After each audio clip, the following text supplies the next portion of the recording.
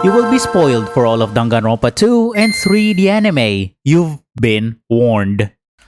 For all the true 100% episodes and the essay bits that I've done for Danganronpa, I've said so many times that I look forward to Twilight Syndrome murder case the most, and was then seriously disappointed that it was a disappointment.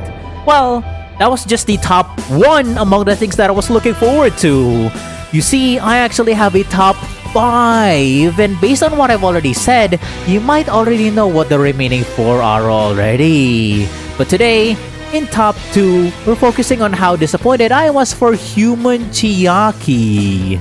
The weird thing is, unlike in Twilight Syndrome where I believe that they goofed up on so many things there, for Chiaki, or Human Chiaki, she did literally nothing wrong. She was just a recluse in episode 1, got inspired to move out of her comfort zone and do multiplayer in episode 2, and was somehow Hajime's friend amidst all of that, but her bond with him got shattered because of the Izuru project. Then after the riot that the reserve corps student did thanks to Junko, she was lured by this fair Mikan to be executed by Junko and used as a medium to enhance her brainwashing video to the class. So, she was a victim of circumstance, totally unbelievably innocent. Even when the anime was a complete slogfest, I can't deny how horribly hard it was to watch her execution. This is the only part in the anime where I believe that everyone unanimously agrees that yes, this moment is absolutely tragic, but it's a really, really good scene.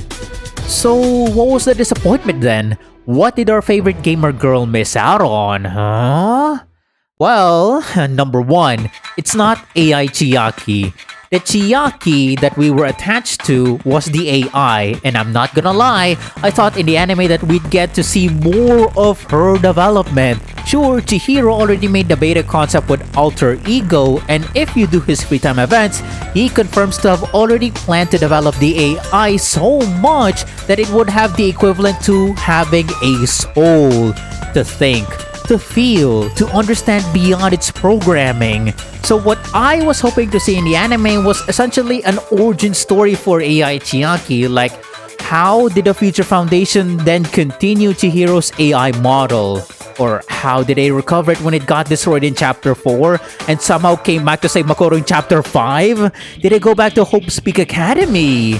Does it have something to do with Miyaya over here given that she has the Usami avatar on her wheelchair screen?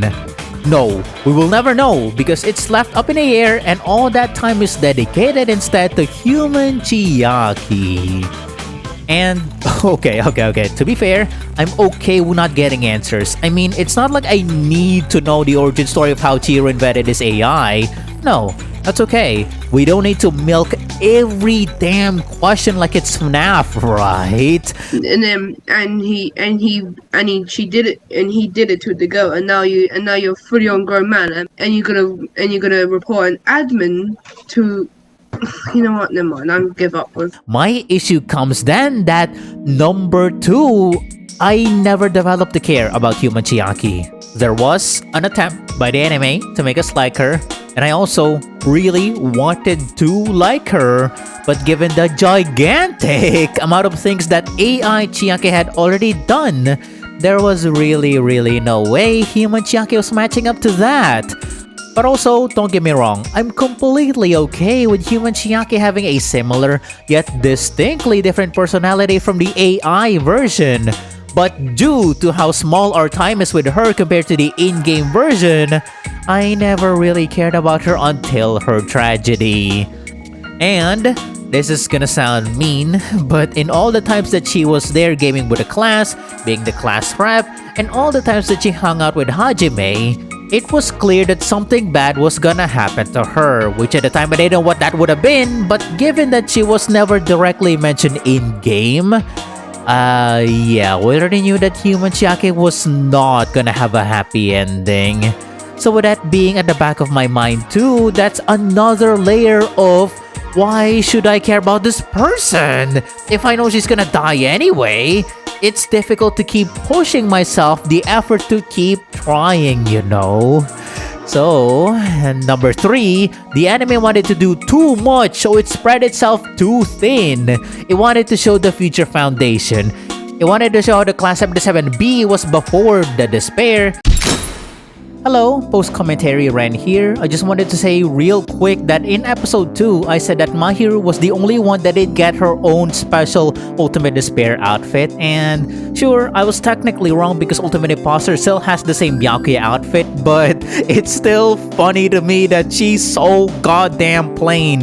Look, even Tear has his own special red outfit. Nagito has this really cool black jacket, so that's why in Trial 5 thumbnail, I made Chiaki wear that black Nagito jacket. It's so cool. So yeah, Chihiro she's just so plain. And that's it. Goodbye. It wanted to show how the class 77B was before the despair. It wanted to show the consequences Makoto will have because he released the Ultimate Despairs from captivity. It wanted to answer how Junko destroyed the world. It wanted to answer Twilight Syndrome murder case and many, many, many more. Kamakura, yes, queen! So that's a big factor why Human Chiaki concluded to being a pretty meh character, I think. Do I blame the writers for not delivering a good story? No, I don't want to throw shade at anyone, especially since we don't know the full story of what went down, if anything bad even did happen in the first place. So we'll only judge the product that we got rather than the devs themselves. So to go back, yeah, the story being stretched way too thin on its goals did no favors from the anime as a whole, and for Chiaki in this video is what I firmly believe is a big part why overall the anime was horribly boring and mid.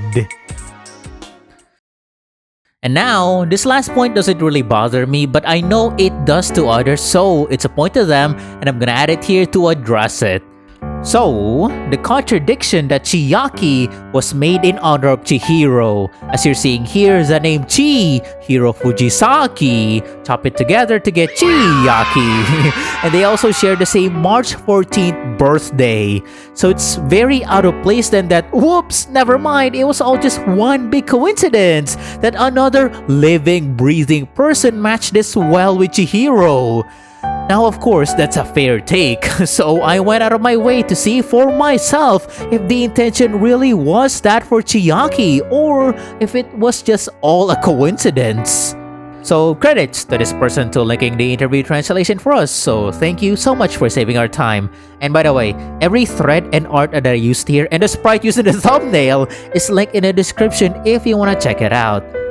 And so, here it is, the Tumblr post that compiles the translated transcript of the interview with Kodaka and Higa about the Danganronpa 3 anime. So to save you all the time, no, there is no mention about Chiaki being made in tandem to Chihiro or anything like that, unfortunately. All that's said here is that, well, first-time watchers being confused about Ghost Chiaki in the end if they didn't watch or play the games first. And second, how human Chiaki came to exist after Kodaka realizing how different AI Chiaki was during chapter 6, how distinctly emotional she was, how so different she was from her AI self. So this idea that formed in Kodaka's head was then became the foundation for human Chiaki. But then, going back, so what's going on then with this name and birthday thing about Chiaki and Chihiro then? Well, okay, I'm on the side of this Reddit comment that yeah, it may have just been a play on words like Nagito Komaeda, Makoto Naegi. And look, they also noticed that Aoi and Mahiro shared a birthday, and so did Pekka with Kyoko's dad. So hey, there you go. Or hey, you know what, you may as well go balls to the walls and say it was just a retcon, that's it. No deep reason to it. But do I share that sentiment? Well, hey, I leave that for you guys to decide on your own.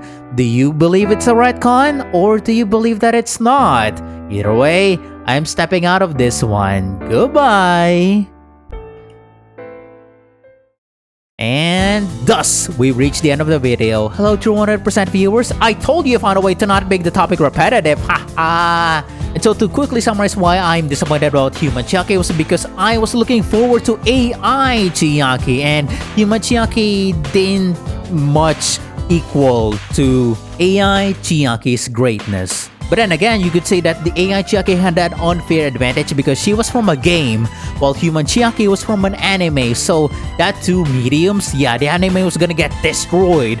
But then again, the anime was boring because of how stretched out it was with its goals and whatever. Human Chiaki, I wasn't really stoked about her, but her tragedy, her ending was definitely a sad one. Even I was affected by it.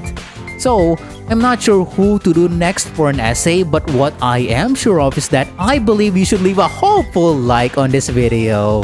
Or hell, even add an ultimate subscription to the channel too.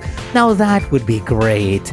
Either way though, thank you all so much for watching. My name is Ren. Take care. Bye.